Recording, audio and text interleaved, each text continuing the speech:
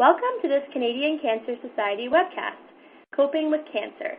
This webcast is generously supported by RBC and Roche. Hi everyone, my name is Lacey Horta.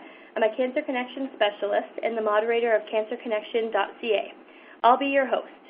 In today's webcast, we'll be having a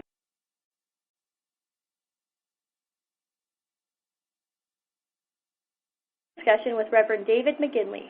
For over 15 years, Reverend David Maginley has provided spiritual care to the cancer program and intensive and palliative care units of the QE2 Health Sciences Center in Halifax, Nova Scotia. He's an advisor for provincial and federal cancer initiatives and lectures throughout Canada on integrative spirituality and healthcare. David is also the author of the forthcoming book, Beyond Surviving, Cancer and Your Spiritual Journey, and has survived cancer 4 times. This led to a profound near-death experience and explorations in the nature of consciousness and mystical phenomena. David knows what it's like to be a cancer patient from both sides of the hospital bed and has a sense of this life from both sides of the veil. Welcome, David. Thanks, Lacey. Great to be here. Thanks, David. In today's webcast, we'll be discussing dealing with diagnosis, communicating with family, engaging the mind, life after cancer, and much more. From time to time, David will be referencing some useful resources or links to websites that inform this discussion. Please click the resource widget on the bottom of your screen to get access to these resources. Now, let's get started. So, welcome everybody. Pleasure to be with you sharing what really is the biggest dimension of the cancer experience. Coping with cancer, that internal world of emotions and thoughts, of concerns and hopes that is stirred within everybody from the moment of diagnosis and moving forward throughout the cancer journey. So I'm privileged to be here to share with you, of course, because I'm also a cancer survivor.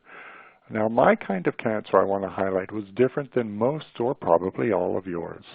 I had a rare type called pheochromocytoma, and most of those are benign, but mine, because they reoccur, were malignant, and many times brought me close to the edge of life, and as Lacey mentioned, at one point I even slipped over to the other side, had a peek and came back. And that left me infused with a sense of wonder and confidence and purpose that I bring to my spiritual care practice, and I have this most profound job in which I witness people's journey with cancer. I help them cope with it, and I'm overjoyed to see people connect to their internal wisdom, to their love, and to realize that they have so much energy in this crisis. It's always important. Don't waste the crisis. Don't let cancer slip by without engaging with the homework that it's calling you to do, to grow in love, to deepen life. You want to do more than go through cancer. It's actually possible to grow through cancer. And how you cope with it is a fundamental part of that. So I hope that you will learn a lot from this presentation, get some insights that you may not have had before, and be empowered to really engage with this crisis of your life and use it to make life even better, your relationships better, the whole texture of your experience deeper and greater than you ever had it before. It's a strange thing with cancer. It threatens our life while at the same time amplifying our life. So let's dive into how to deal with that. Now I'm going to be covering a lot of things, overview the whole dimension, all the areas of coping, and then we're going to have a few highlights upon spirituality. So let's dive in. What's the main concern of people who go through cancer? You know what it is before I even put up this picture. You worry about your loved ones. The main thing on people's hearts and minds is the emotional burden of worry and care that their loved ones are going through. And that speaks to the goodness of your heart. That speaks to that hunger for more connection and a life of continued relationships. We think of those we love and care for. Now, we do that because You establish your identity in the world according to your connections and your relationships.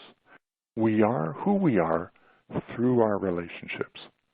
Now that includes your relationship to others, but also to nature and to yourself and to your job and to your creativity. It's all about your relationships. So that's the number one concern. We think of family. Now, of course, family is thinking of you, and they're worried about you. But notice how we put up a strong front. We want to be brave, we want to be positive, and we protect our family and our loved ones from that internal wrestling and worry. You get the diagnosis, and immediately, even with a very treatable cancer, most people start thinking about death. Most people wonder, am I going to make it through that? Even with a very treatable cancer, this crosses people's minds, but we don't speak of it. We protect our loved ones. We don't even say the word because, well, it might give power to that, right? You're naming the gremlin in the room, the elephant. The family, guaranteed, your loved ones are wondering about it too, and quickly pushing that aside, not mentioning it, and so everyone puts their nose to the grindstone and does what they need to do to get through this, treat the cancer, and get through the other side. Let's acknowledge that this topic, mortality and death, it's hiding in the shadows. Let's just acknowledge that it's there so that it's not controlling us unnecessarily. What's the second thing you're worried about when you get a diagnosis of cancer? It's suffering. Everybody worries. What's treatment going to feel like? Am I going to lose my hair, my weight, my vitality? Am I going to end up in pain? Will I go to intensive care? You've never done this before. And it's a scary proposition. Our imagination leaps to those images of the cancer patient we see on drama television. And it's not a place we want to go to. So acknowledge the fear, realize you're worried about suffering, and use that to learn to ask good questions. We're going to be talking about that, how to do that. So that's the number 2 concern. You're suffering. What's the number 3 concern? Unfinished business. Now, cancer is a great impetus. It makes you take stock of your life and realign your priorities. You tend to realize, where's my energy going? Where is it being drained? Where do I need to direct it? The house isn't paid for. The winter tires need to go on. The paperwork isn't in order. But it's bigger than that. Unfinished business also includes, yes, things at work, but also I want to see my kids grow. I want to see grandchildren. I want to see my love story continue. It's not over yet. I'm not ready to go. It's the unfinished love story of our life. And we want to end our life way down the road with everything neat and tidy and in order. Well, heads up, I've never been with anyone when they died having their life neat and tidy and all in order. They could be 25 or 95. Everyone has loose ends. So the number 3 concern is real, unfinished business. Trust that you're taking treatment to get more time and to cure more cancers. But don't wait until treatment's over.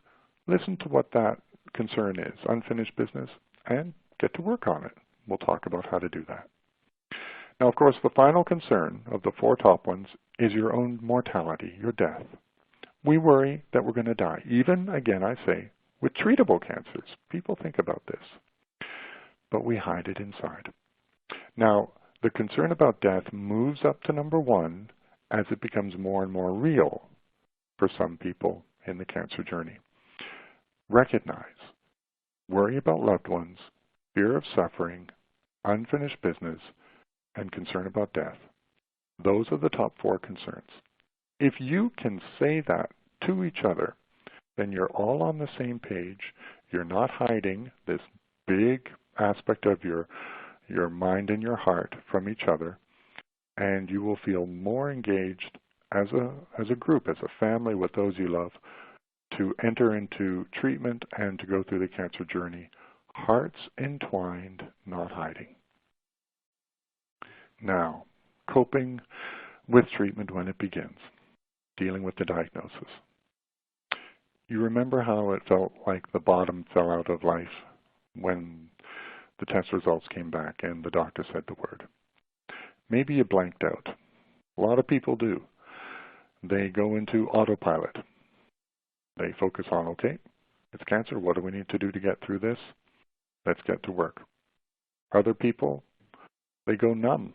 It's called cognitive dissonance. It's when your comfortable normal life is shattered by this new reality, and it's hard to reconcile and integrate that. So you may stumble back to the car after the doctor's appointment and get home and not remember much of what's said. So that's normal. Then you are admitted to the hospital and you feel so small and frail in the hospital bed. And that's what I've tried to capture. This is a photograph I've taken of one of our hospital beds, and I've modified it to reflect what it feels like to be a cancer patient overwhelmed in this big medical system and facing what may be the ultimate crisis of your life. I encourage you to trust that you're moving through your anxieties and you are able to adapt into the cancer journey, the treatment, and the road ahead. This is a temporary stage, as all stages are, of trying to come to terms with this new reality. You will experience profound compassion from your healthcare team and smothering wonderful love from your family members and friends. But fundamentally, you go through this journey alone. It is a solitary journey within yourself as you reflect upon life and go to the places that scare you and do things you never thought you could do. Starting chemotherapy, radiation, going for surgery, sitting with mortality, witnessing suffering, perhaps in experiencing it yourself.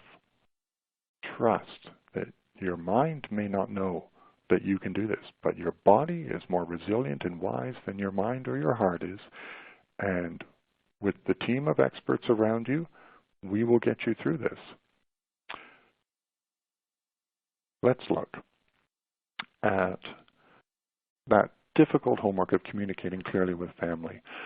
From the moment of diagnosis, the patient, and let's say the spouse, can say any loved one, but the patient and their loved one go through parallel but separate paths. You protect each other from those difficult, fearful conversations about suffering and dying and the future. And the patient begins to contemplate, well, if I go, I would be leaving everyone. Is that where my journey ends? And for everyone else, they worry about losing you. But the scale of those preparatory and anticipatory journeys of grief are different. Again, this happens in most people, even with very treatable and curable cancers. You think about it, maybe just for a moment. Feel the gift of your life.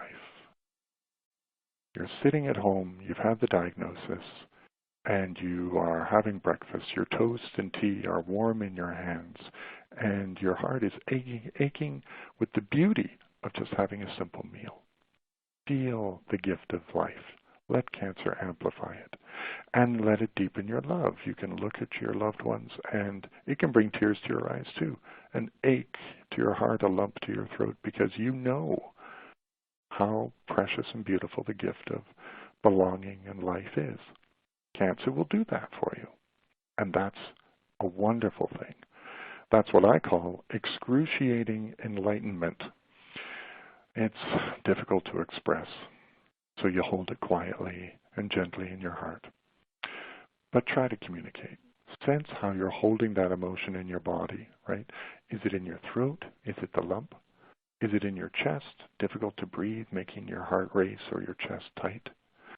Is it tension in your neck and your shoulders?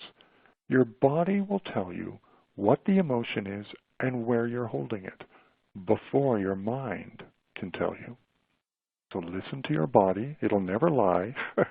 Your mind will probably be the first to deceive yourself. We spend a great deal of energy avoiding ourselves even in the normal passage of a day. Let your body speak to you. Listen to it. Pause. Breathe. This is what we call holding the space. Hold the space. Feel the experience of being you in this moment. And then speak slowly and state what you sense. You can say to your loved ones, when they ask, let's say your wife is with you and asking, how are you? And you may have heard that question thousands of times, and you may answer with the traditional answer, I'm fine. Now, you know what fine means? F-I-N-E, flustered, insecure, neurotic, and emotional. You are fine.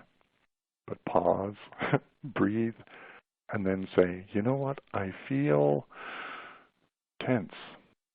I feel worried. Name your feelings. And for your support people, for your spouse, your family members, your friend, it's good if they don't try to fix that feeling, if they don't try to make you feel better, but they also just hold the space, receive your feelings so that you can encounter yourself and be authentic.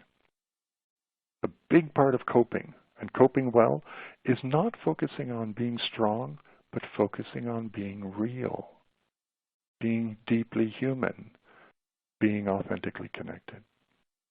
So let that be the goal, not being strong and brave. Those are wonderful, but often they are masks for a more nuanced authenticity that is waiting and aching to emerge. You can unpack that and uncover it using cancer to become more real. So these are, what I'm talking about are spiritual principles of authenticity and vulnerability and strength. All the while, you're in charge. You're the captain of the ship. It's your body. It's your life.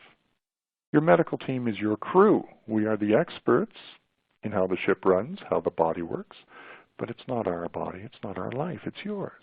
You're the captain. So, as the captain, be aware of who's in your crew. There's family, there's friends, psychosocial care. Now that includes chaplains, social workers, nurse educators, counselors, different therapists, psychologists, psychiatrists. It can also involve cancer support group leaders, right? And these are part of your crew, your team. You're the captain. A lot of people don't take advantage of these things because they feel they need to keep their emotions under control, and they don't want to go. They don't want to go there. They just want to keep a brave face on. And something better, a better path you can choose. Get spiritual support. So that could be from your church or your faith community, if you practice with one. And if not, get out into nature, connect to meaning and strength. Certainly pray, certainly meditate. Do it your way. But this is about more than your body. This is about your life. Use creativity to unlock your experience. And I'm going to show you a slide in a moment about how to do that. Use solitude. A lot of people spend a great deal of energy avoiding themselves. We don't want to be alone with our thoughts, our feelings, because it's noisy and it's messy. But it's required. You will be taking treatments to fight for more moments of life. Don't avoid the moment that you're in. This is what you're fighting for. Use the tripod of health. Eat well, eat clean. Exercise. It's great for the body. It will improve your vitality and energy through cancer treatment. And I'm talking about sweating. You want to sweat for about 20 minutes a day. You can do that. Break it down into 3 10-minute intervals, but you want to move to the point of sweating. And sleep. It's critical to get a good night's sleep. So don't worry about if you need to take a sleeping pill. Try to turn off screen time 30 minutes before you go to bed. Try to make the room dark. Try to get into an ease, a quieter rhythm near bedtime. Go to bed earlier. Get up with the sun. Follow your body's natural wisdom. So those are very important and basic ways to take charge. Creativity. Here's a patient. She was an artist, and she was traveling the world when she was diagnosed with lymphoma. Came back home to Halifax and went through treatment, but was trying to recover from that. And she had these intervals between chemotherapy. Now, she was an artist as well, so she said, what can I do?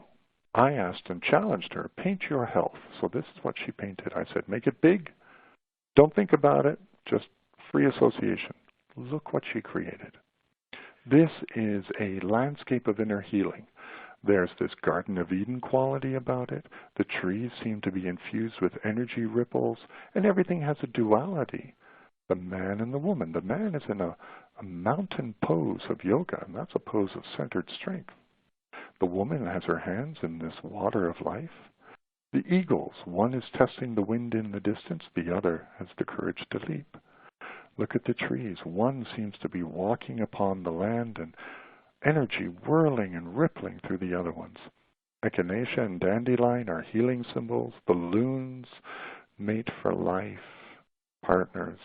The butterflies, symbols of transformation. And there's day and night and dolphin and moon, all symbols of motion and impermanence as well as eternity and confidence. So she didn't know what this meant, but it just flowed from her. Use your creativity to process your experience and engage with that deep spiritual healing energy and wisdom in your body.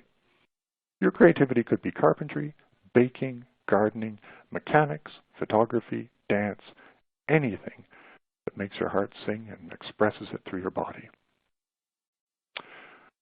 Treatment's coming. Now, understand what treatment is for. Perhaps you've been through it, perhaps it's about to happen. There are three main goals of treatment. First is treatment to cure the cancer. Could be surgery, often is the one, chemotherapy and radiation as well. And that's the goal we all want.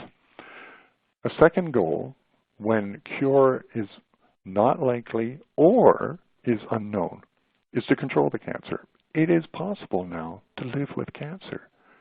Imagine it can be, well, it's called a chronic condition. You can be living with cancer. And then it can flare up and go down. Some examples of this might be follicular lymphoma. So these types seem to be laying dormant or just sitting there. It can be very frustrating because you're aware the cancer's in you. You're wondering what it's doing in your body. Treatment doesn't seem to be constant enough. You want a plan and you want action. There are some cancers that are simply controlled and not cured.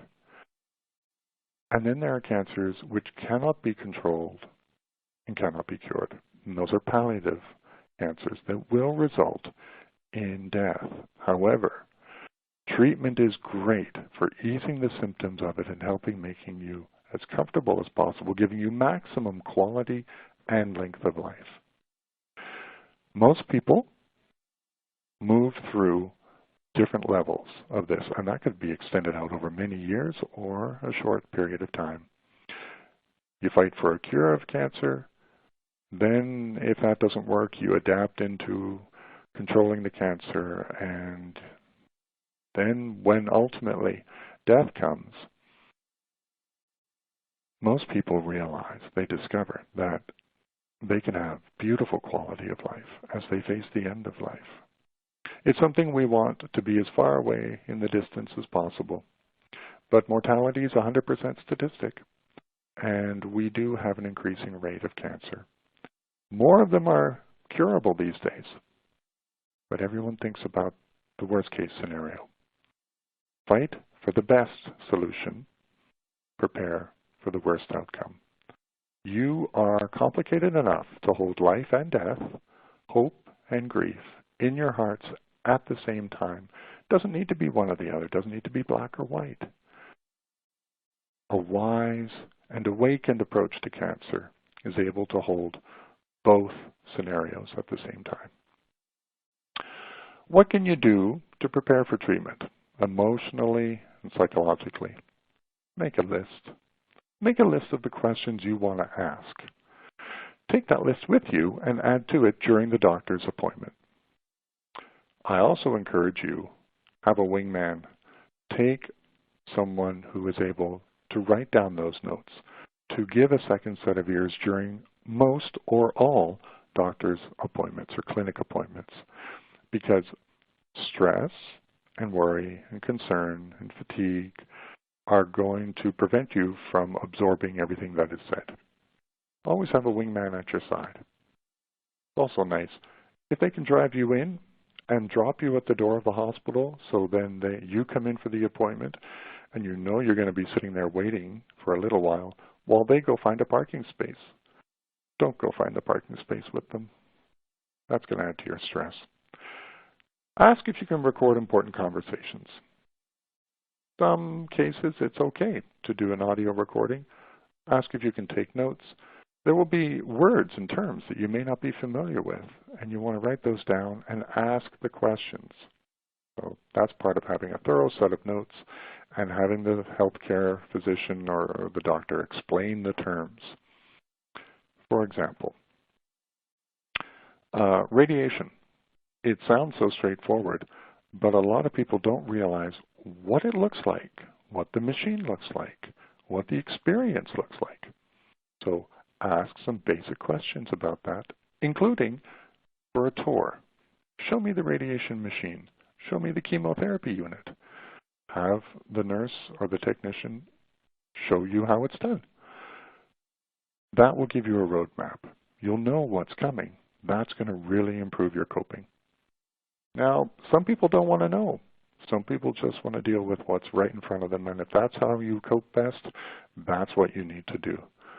Do it on your terms, but I encourage you to ask all the questions. Focus on what you can change to gain that greater sense of control. There are some things you won't be able to change. The one thing you always can change is your own thoughts and feelings. You can change your experience by changing how you're present in it. The quality of our presence determines the quality of our experience. So you're afraid, you're worried, you're anxious, you're sitting in the clinic room, you're fidgeting, you're restless. Maybe you feel you're even going to have a panic attack or you don't want to go in for treatment. Ask for assistance, chaplains, nurses, psychologists, counselors can come in and help you with that. Listen to your body, breathe into the worry and the stress, hold it, hold the space. Don't try to suppress it. Try to be compassionately present with it, and you will find that you're getting through it. Now, it's a roller coaster ride. Our distress goes up and down exhaustingly throughout the treatment. It starts with those symptoms, and you think, oh, what is this pain or ache? You probably don't think it's cancer. Then you go for a test, and that makes you worry. You're waiting and waiting for test results, and then they come. Oh, my goodness, the diagnosis. It's like the hammer fell, right? What do you do? And then you're rallying yourself. You're preparing for treatment. You're trying to distract yourself from the worry, but you can't escape it. Coming to the hospital, it's common to be quite anxious. You don't know what to expect, and it's like you're crossing the threshold. Treatment's about to begin. My goodness, this is real. A lot of people feel exactly that way. You're not alone in this. Then you're going through side effects of treatment. We're going to touch on what those are like. And it's difficult to cope with them. You get frustrated with yourself, you want energy, you're losing your dignity as well as your vitality, and then you're waiting for more tests to see if the treatment worked. Hopefully you're moving into survival, yay, and you're celebrating, but don't quite feel it because you're worried about reoccurrence. And if that happens, will you move to end of life, palliation? And around we go. It's exhausting. But again, you can cope with this in such a way that it will amplify your life and deepen your love and connect you with the gift. Let's talk about grief and worry. This is an important nuance. Anticipatory grief, preparatory grief, and depression. Now, this happens in small bits early in the treatment and in considerable chunks if the situation becomes more dire. Let's look at the difference. Anticipatory grief is what the family members go through. This is what to look for. Mood going up and down. You might feel guilt and shame, right? If your loved one has become palliative, if the cancer is not treatable, you move to comfort care. You reflect on life and you think, oh, I should have done this or that differently. That's part of the grief. You feel helpless too. You're watching your loved one move gradually towards the end of life, and it feels surreal, and you don't know what you can do. But when you talk about it, again, it amplifies your love and your deep connection to each other. And your grief can intensify your attachment to the dying person, which means it will increase. Grief is the price we pay for love.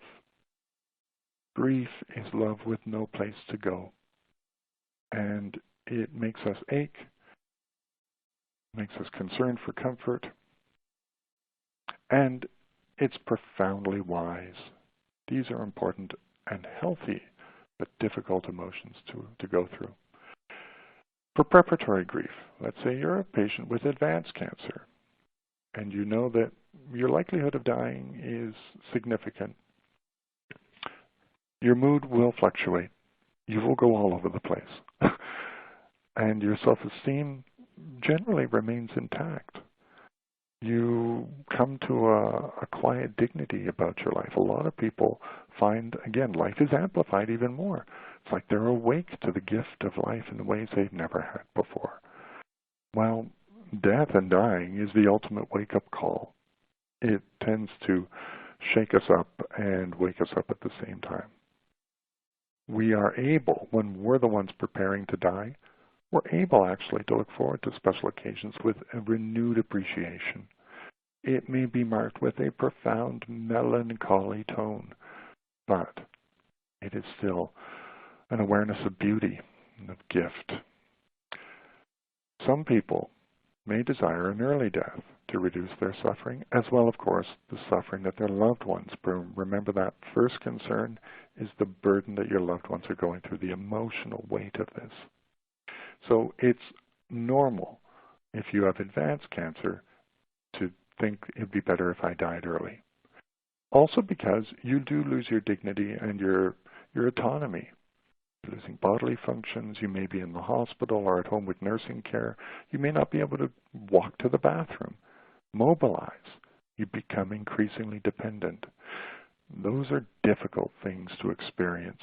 If you especially are used to a person who gets things done on your own, perhaps you live alone, you have a strong sense of dignity.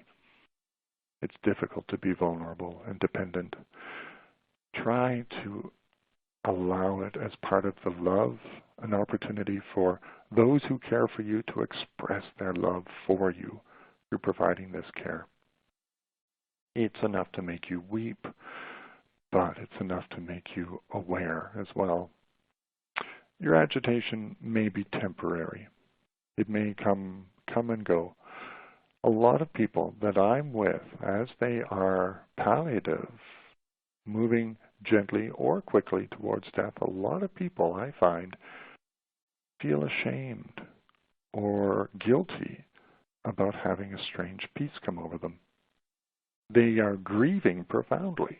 They don't want to go, and yet at the same time, there's this equanimity, this acceptance that dwells on a different level. And a lot of people don't understand that, let alone what to do with it. It's part of the wisdom wired into all of us. We know how to live. We actually all know how to die, not through our minds, but our bodies hold that wisdom. Depression is different. Now, it's important. About 30% of people going through cancer experience depression. It may be situational and temporary, but still, let's identify if it is depression instead of grief. When you're depressed, all pleasures in life decrease. All emotions and self-esteem sink down. There isn't vitality. There isn't dignity. Your sense of your body, your independence, your functioning, appetite decreases, energy decreases, hope decreases, all these areas. It's like you flatline emotionally in your engagement with life. You feel more isolated, and you feel these expressions of guilt, perhaps even suicidal thoughts.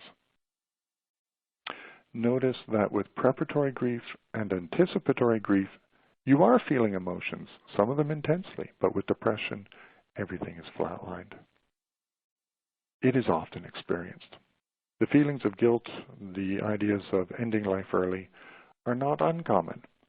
Please, again, speak to a healthcare professional. Speak to a chaplain, a psychologist, your nurse, a social worker. These people are experienced and experts in this part of the journey. They can normalize these thoughts and feelings and show you ways to come back to the vitality and the gift of life, even when life is ending. That may sound impossible as you're listening to this podcast, but trust me, it's one of the most profound privileges of our work.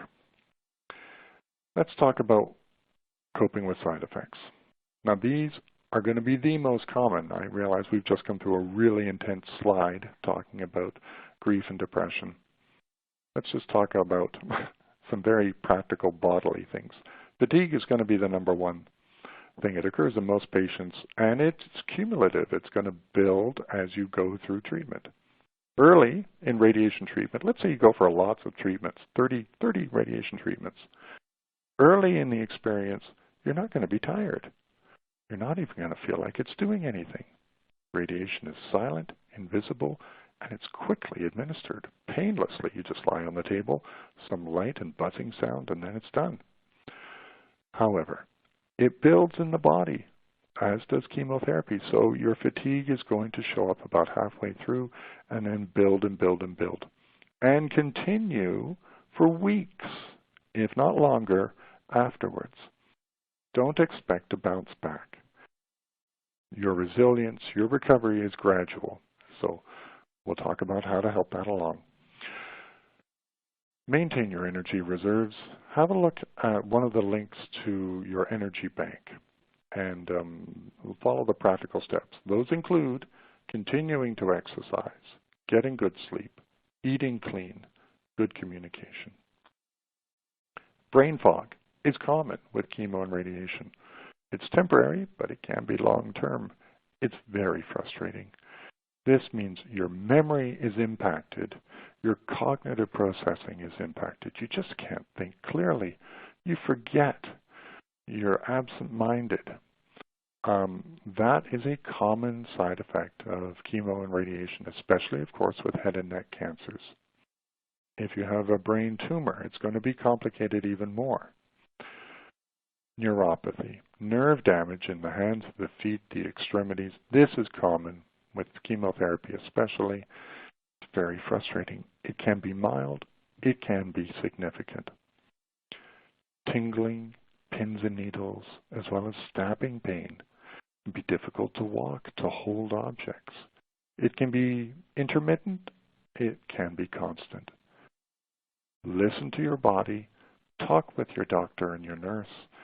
Learn what you can do about it, how long it will last, how best to cope with it. Join a support group. Go online. Others are going through fatigue, brain fog, and neuropathy. You're not alone, and others can show you how they handled it. But the emotions are the big ones. Fear is actually wise. Fear is calling you to address the unfinished story of your life. It's part of your vulnerability, right? And it has, again, great energy that we can tap into and use. Again, here, the goal is to be authentic, not to be strong. So listen to your fear, locate it in your body, say it out loud to your loved one, not with the goal that they fix you, make you feel better, but with the goal that they hold you in your fear as you learn to breathe into it and hold yourself in that space. Believe me, the fear, the anxiety decreases when you are compassionately present with it. I'm going to show you a slide soon to illustrate how we do that. Hormone therapy is really going to affect emotions, racing thoughts, increase in energy. Your emotions can become quite extreme. For your loved ones, it's important they be aware that if you seem angrier, you can't sleep, you're cleaning the house constantly, you're obsessive, those can be directly linked to hormone therapy. Now, hormone therapy is so effective in shrinking tumors, in fighting cancer, but it can really send you on a wild ride emotionally and mentally. Be aware of it, know that it's temporary, and you're the captain of the ship. So if it's too much for you, speak to your doctor about reducing your hormone therapy. It's called titrating it. Bring it down to a level where it's still effective, but you can function.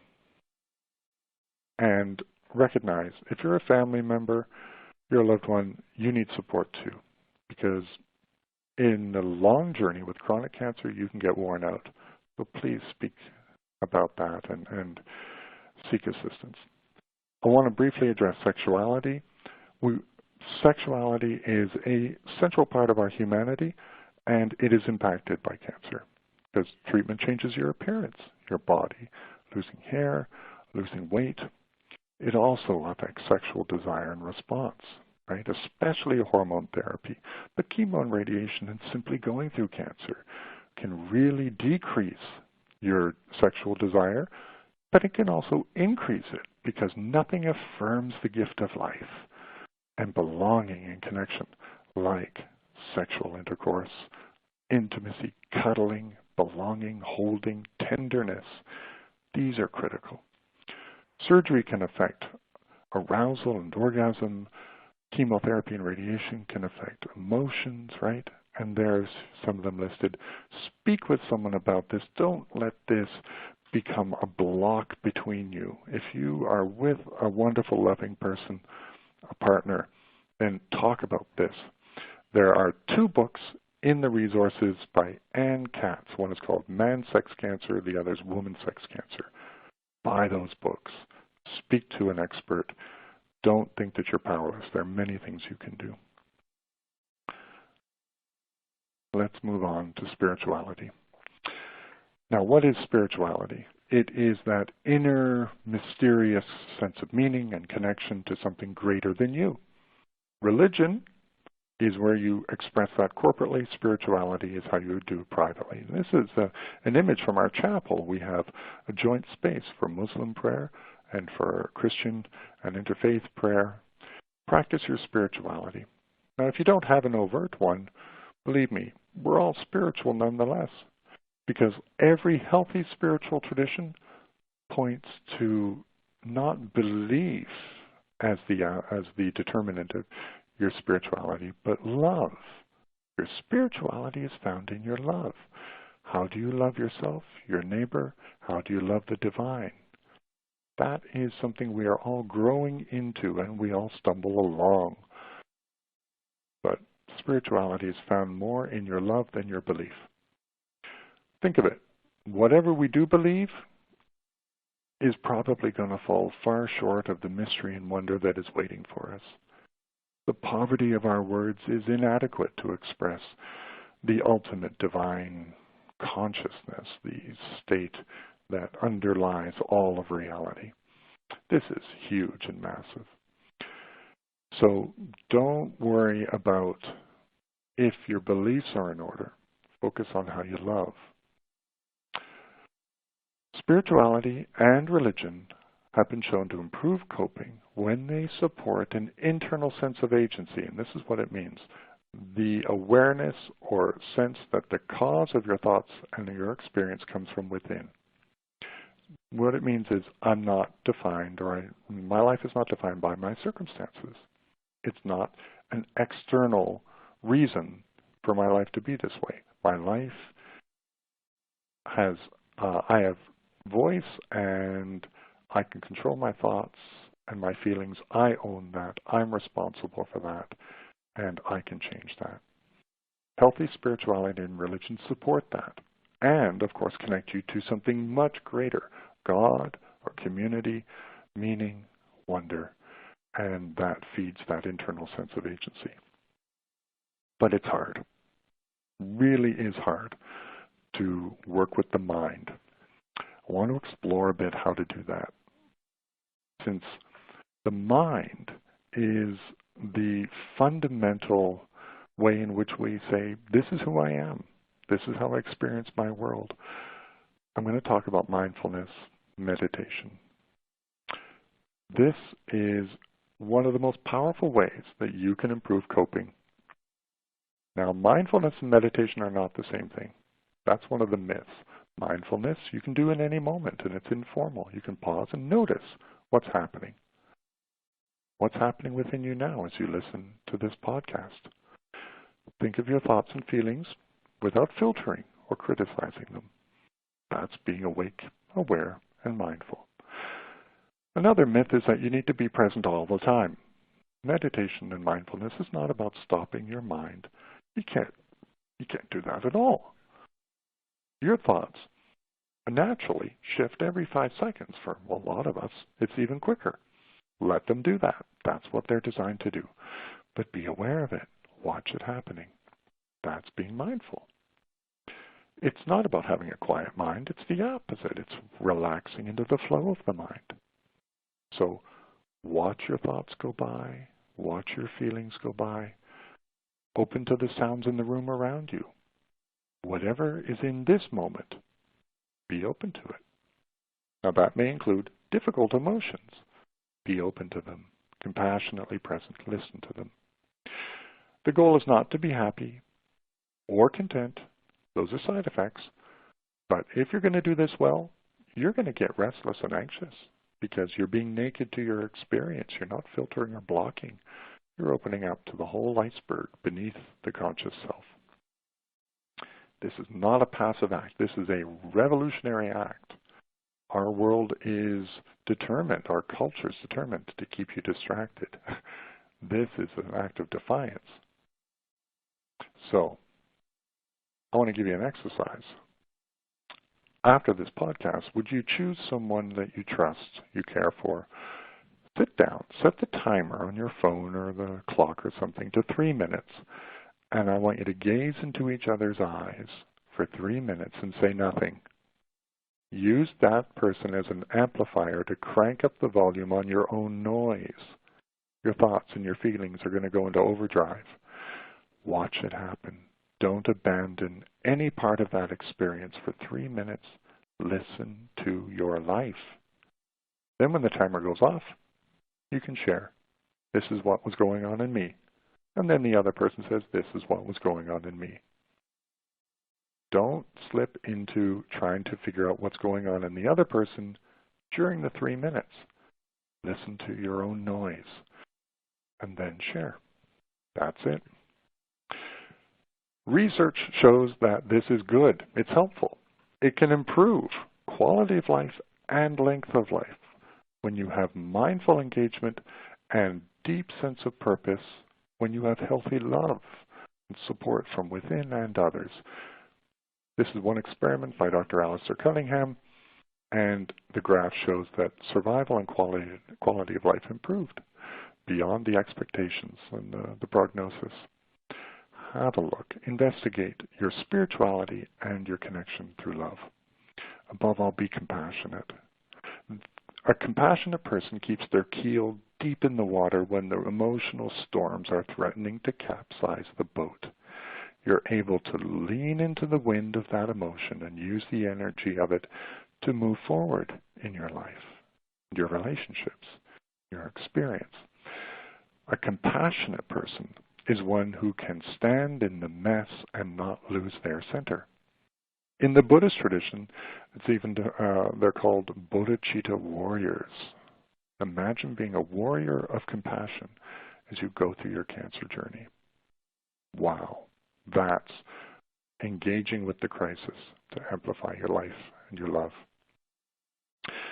Afterwards, you've recovered from treatment, but you may not want to own the word as survivor.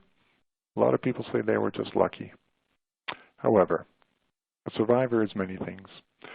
You've finished treatment, and it's all behind you. Congratulations.